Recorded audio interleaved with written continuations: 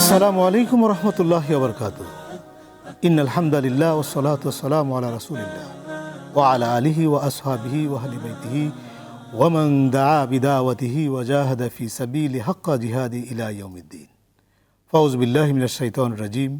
বিসমিল্লাহির রহমানির রহিম।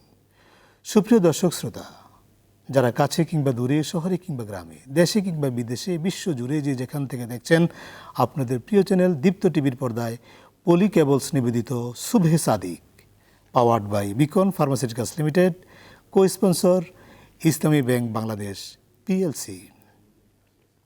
গোটা অনুষ্ঠান জুড়ে আপনাদের সাথে আছি আমি মুফতি আব্দুল হালিম। সুপ্রিয় দর্শক, আপনারা জানেন, আপনারা নিশ্চয়ই অবগত আছেন, মাহে রমজানের প্রতিদিন এই শুভক্ষণে বরকতময় মুহূর্তে আমরা একটি বিশেষ বিষয় নিয়ে আলোচনা করে থাকি। আজকেও তার ব্যতিক্রম নয়। আজকে আমাদের আলোচনার বিষয় হচ্ছে অপপ্রচার ও পরনিন্দার ভয়াবহ শাস্তি। অপপ্রচার ও পরনিন্দার ভয়াবহ শাস্তি, এই বিষয়ে আলোচনা করার জন্যে আজকে আমরা স্টুডিওতে আমন্ত্রণ জানিয়েছি দেশের দুজন বিজ্ঞ ইসলামী স্কলারকে। আমাদের সাথে আছেন ফাদিলাতুশ শেখ, আন্তর্জাতিক খ্যাতি সম্পন্ন ইসলামিক স্কলার, মুফাসসিরে কোরআন, লেখক, গবেষক এবং সুবক্তা, আমাদের অত্যন্ত পরিচিত মুখ, সময়ের সাহসী সন্তান জনাব মুফতি আলী হাসান উসামা হাফিজাহুল্লাহ। আসসালামু আলাইকুম ওয়া রাহমাতুল্লাহ। আমাদের সাথে আরেকজন বক্তা আছেন, ইসলামিক স্কলার, বিশিষ্ট লেখক ও গবেষক এবং মিডিয়া পার্সোনালিটি ফাদিলাতুশ শেখ মাওলানা মাসুম বিল্লাহ মাজহার। আসসালামু আলাইকুম ওয়া রাহমাতুল্লাহি ওয়া বারাকাতুহু। আপনাদের দুজনকে আমাদের স্টুডিওতে স্বাগত জানাচ্ছি। আপনারা কেমন আছেন? আলহামদুলিল্লাহ, আল্লাহ ভালো রেখেছেন। আপনাদের আশা করি ভালো আছেন। আলহামদুলিল্লাহ, আমরাও ভালো আছি। আজকে আশা করছি আপনাদের কাছ থেকে আমরা একটা সমসাময়িক, একটি অত্যন্ত গুরুত্বপূর্ণ একটি বিষয় নিয়ে আলোচনা আমরা শুনব। প্রথমেই আমি শেখ আলী হাসান উসামা, আমি আপনাকে জানতে চাচ্ছি যে অপপ্রচার কি, এই বিষয়ে একটু যদি বলতেন। অপপ্রচার, পরনিন্দা। জি। আলহামদুলিল্লাহ, ইসলাম যেহেতু পরিপূর্ণ, ইসলাম প্রতিটা বিষয়ে পূর্ণাঙ্গ শিক্ষা দিয়েছে। আল্লাহর হকের পাশাপাশি বান্দার হক রক্ষা করার ব্যাপারে বিশেষ তাকিদ দিয়েছে। আল্লাহ রাসূল সাল্লাল্লাহু আলাইহি ওয়াসাল্লাম বিদায় হজের ভাষণে স্পষ্ট জানিয়েছেন, তোমাদের তিনটা জিনিস স্পষ্টভাবে তোমাদের উপর হারাম করে দেওয়া হয়েছে। এক হলো জান, আর এক হলো মাল, আর এক হলো ইজ্জত। অপপ্রচার এবং পরনিন্দা মানেই হলো কোনো ব্যক্তির ইজ্জতকে অন্যায়ভাবে নষ্ট করা। সেটা মিথ্যা প্রচারের মাধ্যমে হতে পারে, গুজবের মাধ্যমে হতে পারে, অপবাদের মাধ্যমে হতে পারে, বিভিন্নভাবেই হতে পারে। যেমন আমাদের সমাজে সাধারণত দেখা যায় গীবত জিনিসটাকে মানুষ একদম মহামারীর মতো ছড়িয়ে দিয়েছে। হাদিসের মধ্যে আল্লাহ রাসূল সাল্লাল্লাহু আলাইহি ওয়াসাল্লাম স্পষ্টভাবে জানিয়েছেন, তিনি যখন মেরাজে যান, একটা শ্রেণীকে দেখলেন যাদেরকে আল্লাহ রাব্বুল আলামিন তাদের নখগুলোকে তামার নখে পরিণত করে দিয়েছেন। এরপর তারা নিজের নখ দিয়ে নিজের চেহারা থেকে গোশতগুলো ছিঁড়ছিল। আল্লাহ রাসূল সাল্লাল্লাহু আলাইহি ওয়াসাল্লাম এটা দেখে জিবরিল আমিনকে জিজ্ঞেস করলেন, এরা কারা? জানিয়ে দেওয়া হলো, এরা ওই সমস্ত লোক যারা মানুষের গোশত খেত, অর্থাৎ তাদের গীবত করত। আল্লাহ রাব্বুল আলামিন কোরআন মাজিদের জন্য গীবতকে মুমিন ভাইয়ের গোশত খাওয়া বলে উল্লেখ করেছেন। আল্লাহ স্পষ্ট বলেন, তোমাদের কেউ কি এটা পছন্দ করবে? সে তার মৃত ভাইয়ের গোশত ভক্ষণ করবে। তো ইসলামে প্রতিটা ব্যক্তির ইজ্জতকে সম্মান দেওয়া হয়েছে। এমনকি আল্লাহ তাআলা কোরআন এই বাক্য ব্যবহার করেছেন, তাহসাবুনাহু হাইয়িনা ওয়া হুয়া ইনদাল্লাহি আযীম। আম্মা জান আয়েশা রাদিয়াল্লাহু আনহাকে যখন অপবাদ দেওয়া হয়েছিল, মিথ্যা প্রচারের মাধ্যমে তার ইজ্জতকে নষ্ট করা হয়েছিল, আল্লাহ বললেন, এই যে অপবাদ প্রচার, তোমরা এটাকে মনে করো বড় হালকা, কিন্তু আল্লাহর কাছে এটা ভয়ঙ্কর একটা পাপ, ঘৃণিত পাপ, অনেক ঘৃণিত পাপ। জি মোহতারাম, আপনি অত্যন্ত চমৎকার করে বলছিলেন। আমরা এই পর্যায়ে যাব শেখ আপনার কাছে।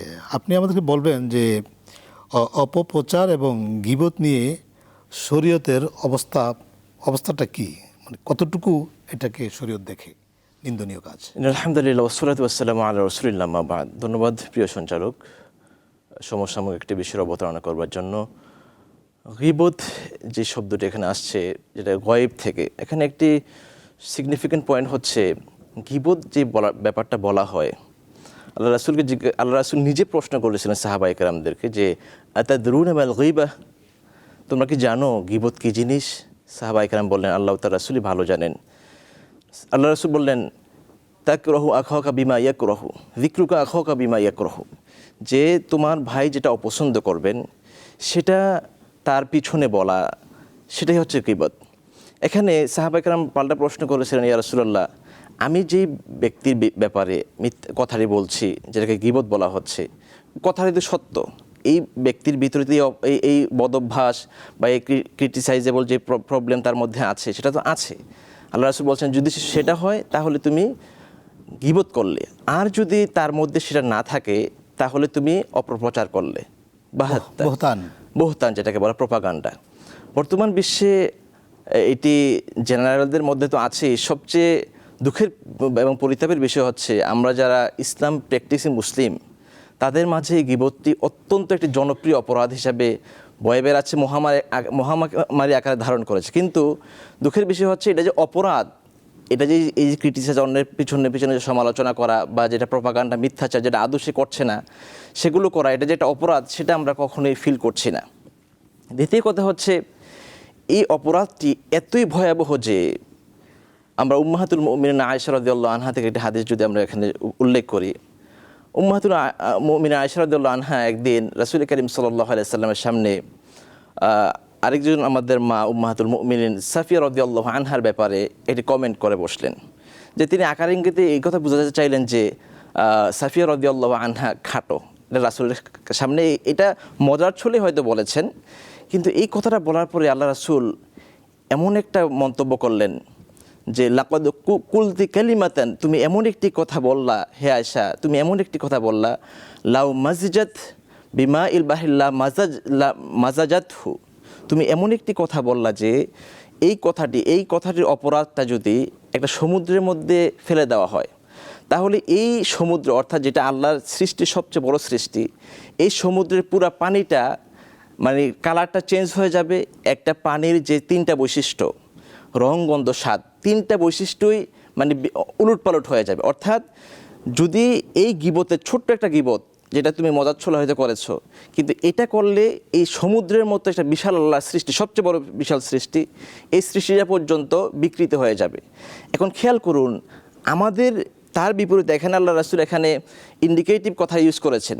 তার বিপরীতে আমরা যদি এই অপরাধটা করি, আমাদের আমলনামা, আমাদের যে স্পিরিচুয়ালিটি, আমাদের আধ্যাত্মিকতা, আমাদের পরকালীন যে হিসেব নিকাশ কতটা বেশি কলুষিত হবে, আল্লাহ রাসূল এই হাদিস বর্ণনা করার মধ্য দিয়ে, এই হাদিস উল্লেখ করার মধ্য দিয়ে সেটা আমাদেরকে জানিয়েছেন।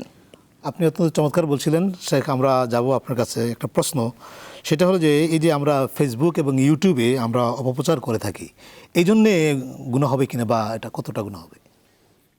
ইসলামের বিধান সব অবস্থার জন্যই প্রযোজ্য। এমন না যে শুধু অফলাইনে যদি একজন আরেকজনের অপপ্রচার করে বা গীবত করে সেখানে পাপ হবে, আর সোশ্যাল প্ল্যাটফর্মে হলে যেহেতু দায়বদ্ধতা কম থাকে, অনেকে আবার ফেক আইডিও ইউজ করে, এখানে গালিগালাজ করলে বা নিন্দা অপপ্রচার করলে মনে হয় পাপটা কম হবে। বিষয়টা এমন না।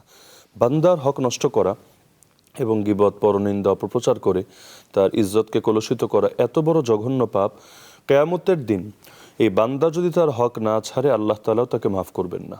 এজন্য হাদিসে স্পষ্ট আছে, আল্লাহ রাসূল জিজ্ঞেস করলেন, বলো তো সাহাবীরা, দেউলিয়াকে? সাহাবীরা বললেন, ইয়া রাসূলুল্লাহ, দেউলিয়া তো সে মান লা দিরহাম লাহু ওয়ালা মাতা, যার ক্যাশও নেই, যার কাছে অন্যান্য আসবাবপত্র নেই, আমরা তো তাকেই দেউলিয়া মনে করি। নবীজি বললেন, আরে না, আমার উম্মতের প্রকৃত দেউলিয়া সে কিয়ামতের দিন পাহাড় পরিমাণ আমল নিয়ে হাজির হবে, কিন্তু দুনিয়াতে বিভিন্ন জনকে সে গালিগালাজ করেছে, জুলুম করেছে, গীবত করেছে, ইজ্জত নষ্ট করেছে, সব পাওনাদার এসে হাজির হবে। তারা বলবে আমাদের পাওনা বুঝিয়ে দাও, কিন্তু হাসরের ময়দানে কি দিয়ে বুঝিয়ে দিবে? গায়ে কাপড়ও থাকবে না। বাধ্য হয়ে নিজেদের নেক আমলগুলো তাদেরকে দিতে হবে। অবশেষে একটা সময় এমন আসবে যখন আর আমলও বাকি থাকবে না, পাওনাদার বাকি আছে, তখন তাদের পাপগুলো তার কাঁধে চাপিয়ে দেওয়া হবে। তাহলে কতই বড় দুঃখের কথা, সারা জীবন জুড়ে যে আমলগুলো ধীরে ধীরে সংগ্রহ করলো সব ধূলিসাৎ হবে। তো এখন মানুষের ইজ্জত নষ্ট করে এমন একটা বিষয়, যতদিন সে হক না ছাড়বে আল্লাহ কিছুতেই মাফ করবেন না। তো সোশ্যাল প্ল্যাটফর্মে কেউ যদি ফেক আইডি ইউজ করে, কিয়ামতের দিন তো আর ফেক বলতে কিছু থাকবে না, সেদিন তো সবাই রিয়েল ফেস নিয়ে আল্লাহর সামনে দাঁড়াবে। তো যার কারণে এখানে মানুষের হক নষ্ট করার গুরুত্ব এ জায়গায়ও এটা ভয়াবহতা সমানই থাকবে। বিশেষত যেহেতু সরাসরি তার সাথে আমার কখনো দেখা হবে কি না, আমি মাফ নিতে পারবো কি না, এই আশঙ্কাটা কিন্তু রয়ে যায়। বাস্তবিক জীবনে আমি আপনার প্রতিবেশী, আপনার গীবত করে ফেললাম, সকাল বিকাল দেখা হয়, যে কোনো সময় সরি বলে নিতে পারছি।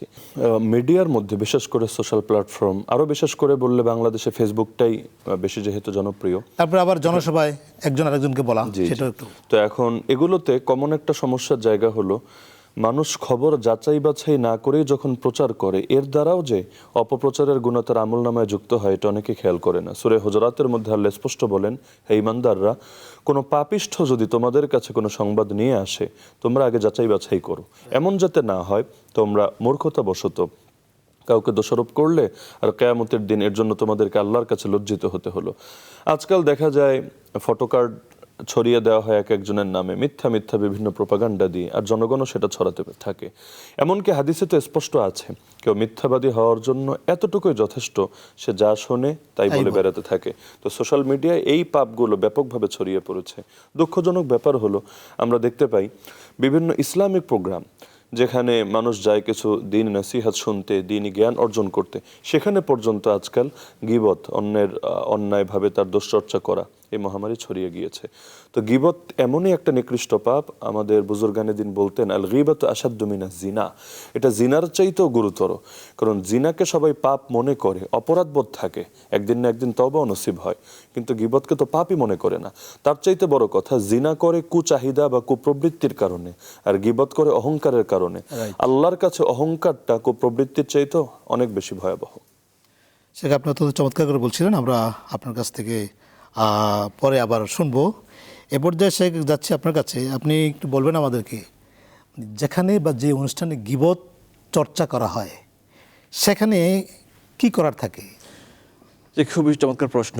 আল্লাহ সুবহানাহু ওয়া তাআলা সূরা বনী ইসরাঈলের মধ্যে বলছেন, ইন্নাস সামআ ওয়াল বাসারা ওয়াল ফুআদা কুল্লু উলাইকা কানা আনহু মাসউলা, যে আমাদের শ্রবণ শক্তি, চক্ষু এবং অন্তঃকরণ সম্পর্কে আল্লাহ রাব্বুল আলামিন হাশরের ময়দানে আমাদেরকে জিজ্ঞাসাবাদ করবেন। সুতরাং আমার সামনে যখন গীবতের মতো এত ভয়াবহ একটি অপরাধ, যেটি জিনার চাইতেও ভয়ঙ্কর, যেটি সুদ ঘুষের চাইতেও ভয়ঙ্কর, এবং এটি অন্যান্য আমলকে ধ্বংসকারী একটি আমল, সে আমলটি যখন আমার সামনে করা হবে, সেখানে আমার কী করণীয়? আমি শুনতেছি আমার সামনে গীবত করা হচ্ছে, সেটা আমরা সূরা মুমিনুন থেকে খুব চমৎকার করে জানতে পারি। আল্লাহ সুবহানাহু ওয়া তাআলা মুমিনদের বৈশিষ্ট্য বর্ণনা করতে গিয়ে সূরা মুমিনুনে আল্লাহ তাআলা বলছেন, ওয়াল্লাযীনা হুম আনিল লাগবি মু'রিদুন, যে মুমিন তো তারাই যারা অনর্থক, যেটা পাপ তৈরি হতে পারে, পাপ বিস্তৃত হতে পারে, এই ধরনের সকল কথাবার্তা থেকে সে বিমুখ হয়ে থাকবে, সে স্কিপ করে পরিবেশ থেকে দূরে সরে যাবে। এখানে ব্যাপারটা দূরে সরে যাওয়া নয়, এখানে একটু দায়িত্ব রয়েছে। যখন আমাদের সামনে গীবত বলা হবে, গীবত চর্চা করা হবে, বা প্রোপাগান্ডা, অপপ্রচার আমাদের সামনে কেউ প্র্যাকটিস করবে, তখন আমাদের কাজ হচ্ছে, শরীয়তের হুকুম হচ্ছে সেইটা আমাকে বন্ধ করতে চেষ্টা করা, ইভেন সম্ভব হলে সেখানে প্রতিরোধ গড়ে তোলা। সেটা তো শোনা যাবেই না, তাকে মোটিভেট করা যাবে না, তাকে অ্যাপ্রিসিয়েট করা যাবে না। তার বিপরীতে তাকে আটকানোর জন্য ওই যার গীবত করা হচ্ছে তার পক্ষ নিয়ে ওই গীবতকারীর বিপক্ষে অবস্থান নেওয়া। রাসূল কারীম সাল্লাল্লাহু আলাইহি ওয়াসাল্লাম বলছেন, মান রাদ্দা আন ইরদি আখিহি রাদ্দাল্লাহু আন ওয়াজহি নার ইয়াউমাল কিয়ামা। আল্লাহ রাসূল বলছেন, যে ব্যক্তি একজন মুমিন ভাইয়ের সম্মান ইজ্জত রক্ষার্থে তার পক্ষ অবলম্বন করবে, তাকে সেই ইজ্জত রক্ষার্থে তার পক্ষে দাঁড়াবে, আল্লাহ সুবহানাহু ওয়া তাআলা কিয়ামতের ময়দানে ওই পক্ষ অবলম্বনকারীর জন্য, ওই প্রতিবাদকারীর জন্য জাহান্নামের আগুনকে তার জন্য দূরে সরিয়ে দেবেন। সুবহানাল্লাহ।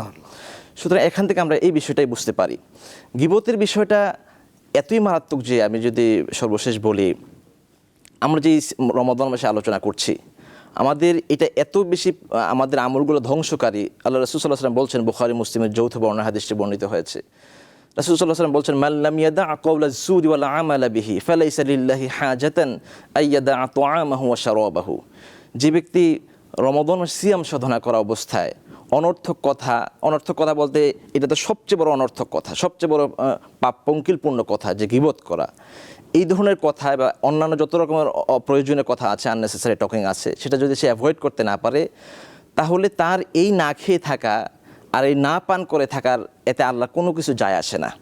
সুতরাং আমরা বুঝতে পারলাম যে এটা কত বেশি ভয়াবহ, ইভেন আমাদের রোজাকেও ধ্বংস করে দেয়। আপনি অত্যন্ত চমৎকার বলছিলেন, অসংখ্য ধন্যবাদ আপনাকে। আমরা যাব আমাদের আন্তর্জাতিক ইসলামিক স্কলার আমাদের শেখ উসামা সাহেব। আপনি আমাদেরকে এই পর্যায়ে আমাদের দর্শকদের বলবেন যে গীবত তো আসলে কখন কখন করে মানুষ, কিন্তু কখন কখন করা যাবে গীবতটা? গীবত ইসলাম নির্দিষ্ট কিছু ক্ষেত্র আছে যেখানে ইসলাম গীবতকে অ্যালাউ করেছে। যেমন এমন কারো ব্যাপারে দোষচর্চা করা হচ্ছে এখানে যে আপনি এটা যদি তার সামনে গিয়ে একজনের বিরুদ্ধে ষড়যন্ত্র হলো যে আমি তাকে মেরে ফেলবো, এই করব সেই করব, আপনি জানছেন যে এটা যদি আমি তাকে ইনফর্ম না করি সে অবশ্যই ক্ষতির মধ্যে পড়ে যাবে।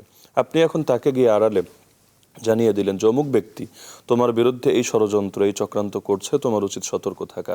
এখানেও তো আপনি তার সামনে ওই লোকের দোষটা তুলে ধরলেন, কিন্তু এই দোষ তুলে ধরার দ্বারা গুনাহ তো হবেই না, উল্টো সওয়াব হবে। কেন? কারণ যদিও দোষ তুলে ধরেছেন, কিন্তু এর দ্বারা প্রকারান্তরে আপনি মুসলমানকে বড় বিপদ থেকে রক্ষা করেছেন। একইভাবে অনেক সময় ফতোয়া জানার জন্য দোষচর্চার প্রয়োজন হয়। যেমন আল্লাহ রসুল সাল্লাহ ইসলামের কাছে এসে হিন্দা রাদিয়াল্লাহু আনহা তিনি বললেন, ইয়া রাসূলুল্লাহ, আমার স্বামী আবু সুফিয়ান বড় কৃপণ, সে আমাকে ঠিকভাবে খরচ দেয় না, তা আমি এখন কি করতে পারি? আমি কি তার অজান্তে তার পকেট থেকে কিছু কিছু পয়সা নিতে পারি? নবীজি বললেন, যতটুকু প্রয়োজন তোমার এবং তোমার সন্তানদের জন্য ন্যায়সঙ্গতভাবে তুমি নিতে পারো। সুবহানাল্লাহ। এখানেও দোষচর্চা করেছে, কিন্তু এটা হলো পরামর্শ এবং ফতোয়া জানার জন্য। একইভাবে যার পাপটা প্রকাশিত, যেমন আমরা অনেক সময় কোনো প্রকাশ্য জালেম, কোনো প্রকাশ্য ফ্যাসিবাদী তাকে নিয়ে আলোচনা করতে গেলেও এই যে জালেম শব্দ ব্যবহার করতে হচ্ছে, অথবা অন্য কোনো অপরাধ তার নামের সাথে যুক্ত করতে হচ্ছে, এটাও কেন? কারণ তার পাপটা এতটা প্রকাশিত, এটা নতুন করে তার ইজ্জত নষ্ট করার কিছু নেই, বরং তো এটা সকলের অবগতির ভেতরে আছে। তো এ জাতীয় কিছু ক্ষেত্র এখানে ইসলাম গীবতকে অ্যালাউ করেছে, কিন্তু সাধারণভাবে যেই দোষকে আল্লাহ গোপন রেখেছেন সেটা প্রকাশ করার অনুমোদন আল্লাহ কাউকে দেননি। এজন্য হাদিসে আছে, যে ব্যক্তি কোনো মুসলমানের দোষ আড়াল করে রাখবে, হাসরের ময়দানে আল্লাহ তার সমস্ত দোষ এবং পাপকে আড়াল করে রাখবেন। আলহামদুলিল্লাহ, আপনি অত্যন্ত চমৎকার করে বলছিলেন। আমরা আরও একটি বিষয় আমরা জানতে চাইব। আমরা নিশ্চয়ই আপনি জানেন যে ডক্টর আব্দুল্লাহ জাহাঙ্গীর রহমাহুল্লাহ তিনি বলছিলেন যে মুমিনের হচ্ছে মজাদার পাপ হচ্ছে এই গীবত। তো এই গীবতের আরও কি কি ভয়াবহ পরিণতি আছে আপনি তার একটু বলতেন? গীবতকে আসলে বাংলাদেশে অনেকে দুষ্টুমি করে ঘি ভাত বলে, মানে ঘি ভাত খেতে যেমন ভারী মজা, গীবত করাটাও হয়ে গিয়েছে এমন মজা। আপনি চায়ের দোকানে অথবা গ্রামে কোথাও যখন দেখবেন মানুষ গীবত করছে, আপনি গিয়ে তাকে না করবেন, কি ব্যাপার তুমি গীবত করছো কেন, কমন জবাব আপনাকে দেবে যে যা সত্য তাই তো বলছি। অথচ মুসলিম শরীফে স্পষ্ট আছে, যেটা সত্য বাস্তবেই তার ভেতরে দোষ আছে সেটা চর্চা করার নামে গীবত, আর যেটা নেই সেটা চর্চা করার নাম তো হলো অপবাদ। তাহলে গীবত এমনই এক হারাম, যে হারামের ব্যাপারে আল্লাহ রাব্বুল আলামিন তারকে কখনোই ক্ষমা করবেন না যতক্ষণ না বান্দা তার হক ছাড়বে। এজন্য কখনো যদি এমন হয় আমি এমন কোনো ব্যক্তির গীবত করলাম যে মরে গেছে, অথবা তার সাথে আমার সাক্ষাৎ হওয়ার কোনো সম্ভাবনাও নেই, ক্ষমা চাওয়ার কোনো সুযোগও নেই, আল্লাহ রাসূল সেখানেও পরামর্শ দিয়েছেন, কাফফারাতুকা আন তাস্তাগফিরা লাহু, তোমার পাপ মোচনের উপায় হবে তার জন্য আল্লাহর কাছে তুমি ক্ষমা প্রার্থনা করবে। এবং ইমামরা এটাও পরামর্শ দেন যে তার ভালো গুণগুলো এবার ব্যাপকভাবে মানুষের সামনে তুলে ধরবে, না হলে তোমার তো পাপ মুক্তির কোনো পথই খোলা থাকবে না। তো গীবতের সবচাইতে ক্ষতির পয়েন্টই এটা যে এখানে দুইটা জিনিস জড়িয়ে যায়।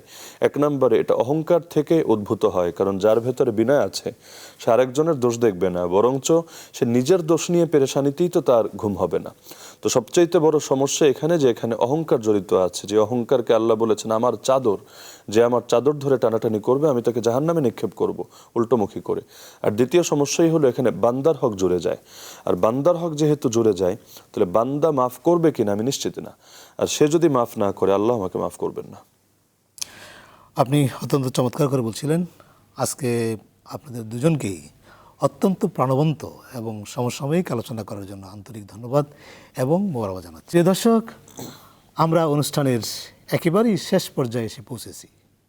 আপনারা দেখছেন আপনাদের প্রিয় চ্যানেল দীপ্ত টিভির পর্দায় পলি কেবলস নিবেদিত সুবি সাদিক, powered by Beacon pharmaceuticals limited, co sponsor Islami bank Bangladesh PLC. প্রিয় দর্শক, আমরা যেতে যেতে শেষ পর্যায়ে একটি কথা স্মরণ করে দিতে চাই। আল্লাহ তাআলা বলছেন, তোমরা কি তোমাদের মৃত ভাইয়ের গোশত খাওয়া পছন্দ করবে? মৃত ভাইয়ের গোশত খাওয়ার মতো অপরাধ হচ্ছে এই গীবত, পরচর্চা, পরনিন্দা। আসুন আমরা প্রত্যেকেই এই অত্যন্ত নিন্দনীয় গর্হিত এই কাজ থেকে আমরা বিরত থাকি এবং সহি সালামতে সঠিক পদ্ধতিতে আমরা সিয়াম পালন করি। আল্লাহ আমাদের সেই তৌফিক দান করুন। সেই প্রত্যাশায় আগামী অনুষ্ঠান দেখার আমন্ত্রণ জানিয়ে আজকের মতো এখানে শেষ করছি। আসসালামু আলাইকুম রহমতুল্লাহি ওয়া বারাকাতুহু।